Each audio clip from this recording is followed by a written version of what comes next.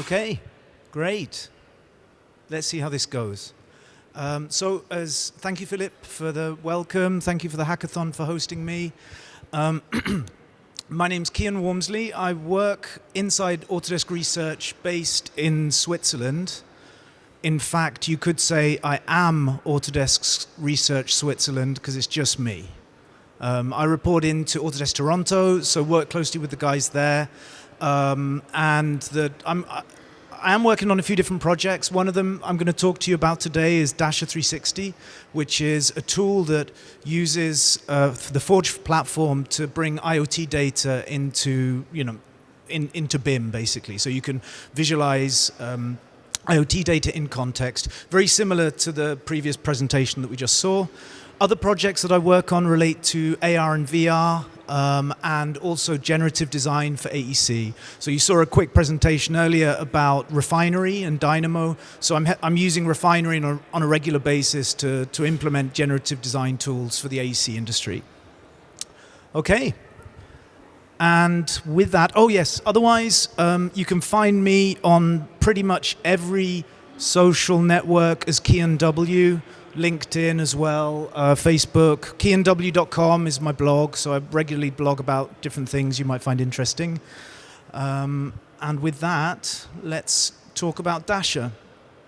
So Dasher started in 2009. So before we were talking about IoT, before we were talking about digital twins, Autodesk Research decided that with the cost of sensor technology coming down and the likelihood that it was going to proliferate throughout our industry, that it made sense to put sensors inside buildings, gather all the data that we get from these sensors, and integrate that data into a BIM environment where you could visualize all that rich sensor data in 3 dimensions.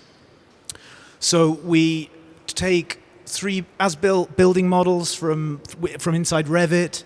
We integrate IoT data and the traditional kind of BMS-related stuff that often has fairly ugly visualization. And we came up with Project Dasher. Now, originally, it was a heavyweight desktop application that was like a gigabyte to download and came with all sorts of installation problems and support issues. It was a very good tool. I mean, this is a demo from 2010, which shows a little bit of how it works. It's got lovely graphics. We really focused on the quality of the graphics, but just the fact it was a desktop tool made it kind of prohibitive to implement with many customers. So here you can see some of the advanced capabilities such as daylighting. Here we're looking at different energy usage across a building and different parts of the building. So there's all sorts of nice capabilities that it had. We'll also see some, well, anyway, I think that's probably enough. We'll move on to the next one now. So 2 years ago, when I joined Autodesk Research, I'd already been working with the Forge Viewer, as it was called before that, the View and Data API, and we kind of made the decision to try out Forge for this purpose and see whether it was usable to re-implement Dasher for the web. So our previous code base was all C++, C++, and HLSL shaders. That was the majority of the code that we had. And then, of course, we wanted to move to a more web environment using Forge. And it was more then about JavaScript and TypeScript, CSS, HTML. But still, we had shaders. We had some custom shaders that at least the shaders we could kind of translate across from the desktop to the web. But that was really the only thing that we could translate.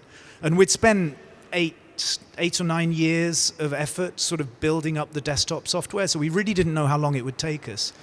The good news is, with the various kind of capabilities that we had from Forge, whether it was the viewer, authentication, data management, and the model derivative API, we could pretty much get parity with the desktop version within about a year of development. So it was pretty impressive. It was pretty impressive the pace at which we were able to develop this new version of Dasher. Now, so how do we use Forge? This is a little architecture diagram. So you've got the sort of front end on the left and the back end on the right. So on the back end, we're using authentication, data management, and model derivative. We use Node for the server side, and then we do have some additional settings that we store in MongoDB. I think over time we're going to use a different database, but there isn't much data in there. Most of the data actually comes from a separate data source, which is Data 360. Now, I don't want to or overstate this really, but this is kind of the secret sauce of Dasher. It's a scalable time series database where we can throw all the sensor readings that we collect from a building or from anything else and put it into this time series database. And it can take raw sensor data from thousands of sensors at 100 hertz or whatever it is. But there's basically, a huge pool of sensor readings in the cloud. At the same time as it collects that data, it then creates roll-up views of that data, because the last thing you want to do from your client app is to query raw data from sensors, because you might get gigabytes back for a year, right? So what you really need is to get the resolution of data that makes sense for what you want to do. So it could be like yearly increments or 15-minute increments or whatever the time frame is that makes sense. And I'll explain more about why that's important when we do the demo later. But this is unfortunately kind of proprietary. We developed for ourselves. We'd love to make it part of Forge, but it doesn't seem like it's part of the plan to do so. The good news is commodity IoT databases such as Azure and AWS are becoming more readily available now, and I'm hoping at some point that's going to flip and it's become really easy for people to create their own databases for historical sensor data. So this is Dasher 360. This is with the Pier 9 building. Now, inside Pier 9, how many people have visited Pier 9 in San Francisco? Okay, a few of you. So I don't know if you walked across the bridge here, but there's a bridge in Pier 9. When we started working with MX3D, we decided that because we knew we were going to be involved in putting sensors in the MX3D bridge in Amsterdam, that we needed to try it out. So we put a load of sensors on the bridge in Pier 9 so that we could understand how it was going to behave when lots of people were walking across it. So we had a number of strain gauges and accelerometers that we put inside the bridge. Here you can see a first-person view of the bridge with the various sensors there. We also had CCTV cameras, which we can correlate the data we're getting from the sensors with the CCTV information, which tells us how many people are walking across the bridge, which is pretty interesting. But that's kind of why we put these sensors on Pier 9, is because we knew that we'd be working with MX3D. This is another project where we're showing some kind of heat map information from a building that we did that we instrumented for NASA. This is just showing some temperature fluctuations over time. Here you can see the timeline at the bottom sort of going through very quickly, and that's an example of the kind of usage that we'd see there. What was interesting in this particular model is they were actually able to identify, or they actually knew exactly why there's this one room in the corner of the building which had very different characteristics from the rest of the building. And I can't exactly remember why it was now. I think somebody was leaving their door open, or there's a broken thermostat, but they knew, or maybe there was a test of some new glazing that they had, but they knew exactly why that was. So it was interesting to see that it just kind of played out and confirmed what they suspected. This is a demo that we showed. We prepared for Schneider Electric this time last year, and you can sort of see these nice Playmobil guys at the top there. That's sort of occupancy information. What I'm actually going to do, this is interesting. I wonder how this is going to work. I'm going to go and try and demo it. Maybe I need to do something crazy like, all right, maybe that's too much. Wow, it's interesting. Okay, let's see. I don't think I've ever worked with a screen quite this big before. So what I'll do is I'll go and click on the projects and see if we can load up that particular model so we can take a look at it firsthand. Hopefully the Wi-Fi is reconnected.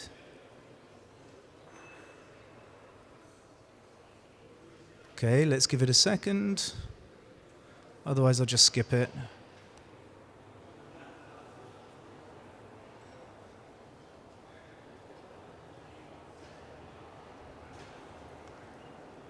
Hackathon backup 3, that should work. All right, let me just, oh, you know what I'll do? Get rid of that. Oh my God.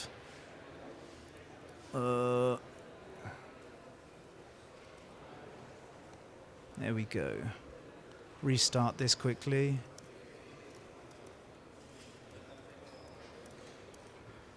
Okay, let's go across, reload it, and see if that works. Okay, perfect. So this should bring up the various projects that I have access to. And let's go and take a look at this one, which is the Schneider Electric building in Grenoble.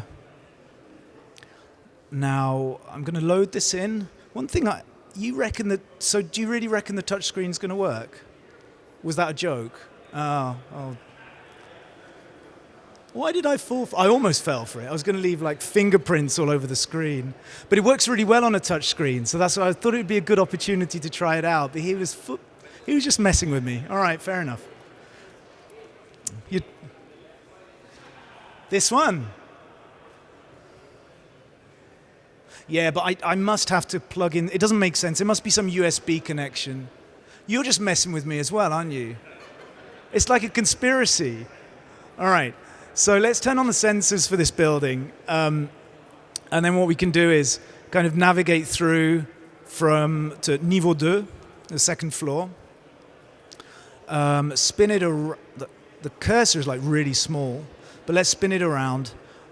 What I can do here is get rid of the textures from this area because we want to take a look at the surface shading. And then I'm going to zoom all the way out. Not quite that far out.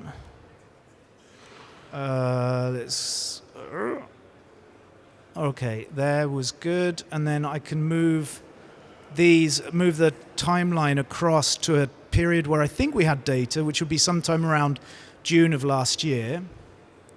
June, July, let's see. And then here, with any luck, if I then click on the resolution, we'll change it to be like an hour a second, 15-minute resolution, that should work. And then we can hit play. Oh, is that working? It's still loading some data. I guess the Wi-Fi is a little slow.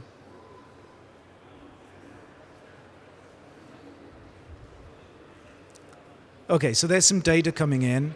Let's see, maybe I need to pause and restart.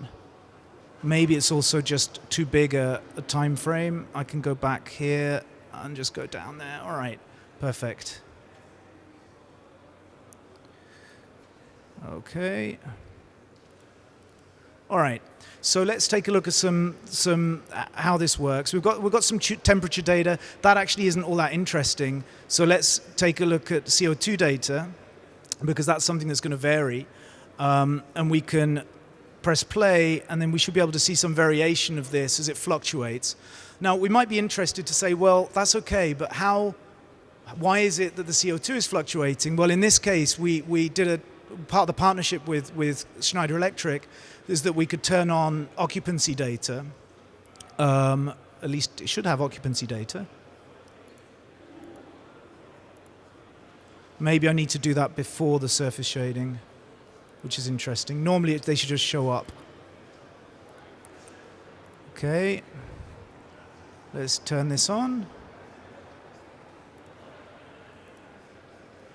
Okay, and hit play. All right, so maybe they just weren't any people in the office then? Oh, it's over a Saturday and Sunday. All right. Well, that would make sense, wouldn't it? Let's try earlier in the week. All right. Okay, let's do it again. Oh, and turn on occupancy, and then we hit play again. So hopefully now, all being well, we should at least see some people show up. Normally that shows up some Playmobil people. But the idea is that then you can kind of really correlate the data that we're getting from the sensors, both in terms of the sort of ambient sensors like that we're seeing for humidity and CO2, and cross-correlate that with the occupancy data that we get. At least that's the plan. I don't know why, for some reason, on this big screen, my Playmobil men aren't showing up, but it's one of those quirks. Okay, we'll go with that. What else to say about this? I think that's probably enough for this particular demo. Let's go now. Yeah, so here on this video, you can at least see the people showing up in the top right-hand corner, and that kind of lets us know what the CO2 is or why that's fluctuating in that way. Okay, and then onwards. Okay, so if you want to give it a try yourself, you can go to dasher360.com. You won't be using the same models that I showed you now, because there's you have to use the model that we've published there. So give it a try. My blog has a lot of information about how we implemented Dasher 360, so if you have any questions, for sure, you can let me know about that. And I'll talk a little bit about the future for this. So, any Swiss people in the audience? Anyone from ETH over there? I know there's some people over there from Zurich. Anyway, so one of the projects that we're working on with Nest or EMPA is to get basically to get the Nest building, which is home of the defab house and the high-low roof and all these cool digital fabrication projects that are ongoing. So they have a bunch of sensor data, and they have a really good 3D model, and so we're working to get that inside Dasher, and that's probably going to end up being the next demo model that we have of inside Dasher 360. So that's an ongoing collaboration. There's a few other collaborations as well that we have with the MTC in the UK, which is the Manufacturing Technology Centre, and they're more focused on manufacturing than construction, but they are also interested in construction. So we're working to do some interesting stuff with them. I've also done some prototype work to integrate InfraWorks data to do sort of campus level views, and so as you click on individual buildings, they show up on the right-hand side. And the same thing with the Esri kind of ArcGIS Web 3D control, so you can start to do smart city, sort of city scale IoT type stuff. So that's some of the things that we're working on there. We're also taking a close look at the next-gen services from Forge. So you'll, over time, start to hear more about the app framework and something called HFDM, which is high-frequency data management. So this seems to be probably a good platform for Dasher, in the sense we'll be able to start to use much more granular data rather than dealing with things at a file level all the time. And also because we have a need to deal with more dynamic data as we address the needs of Factory of the Future and construction. So here, for example, this is one example, not using the next-gen stuff. This is using the current Forge viewer. And this is just taking a 3D model of a robot and animating it over time, and then also applying surface shading, not just to the room volumes that we had inside the building model, but actually to the surface of the robot itself. So this could be displaying some kind of stress data or current data or things that we're capturing about the robot. For now, it's just synthesized data. It isn't actually based on the real things. We're just testing out whether the framework, the Forge platform is capable of doing what we want. But of course, what's better than one robot? And the answer there is 4 robots. So here we thought we'd give it a try with a more realistic kind of scenario where you're not just taking a look at a single robot, but you're tracking sensors for multiple robots at the same time. So here we have 4 different robots with a kind of simulated production line, if you like, where assets are moving around through the production line, and then we can also do some type of visualization on the surfaces of the robots. And again, proof of concept stuff. Don't expect to see this in a product anytime soon. But this is more for you to say, well, actually, there are some interesting capabilities in the Forge viewer that you might be able to take advantage of with custom shaders and such like. Okay, and the next one is the last kind of future-related demo here. And this is one that we showed at AU last year in 2011. And this is a more construction-focused project. where we worked with a couple of sensor manufacturers, notably Pillar and Triax, to provide us with data. In this case, we're simulating a dust release inside a building. You'll see that we've changed the sensor to dust, and it spreads across through the building. And then at which point we're tracking the evacuation of the people inside the building. Again, this is just proof of concept stuff, but this is more about the kind of information that we'll be able to track over time and display inside a 3D context. And then I think there's also a little bit where we have a sensor on a bridge, on the crane, and we're sort of tracking as it moves around. So this is quite interesting stuff.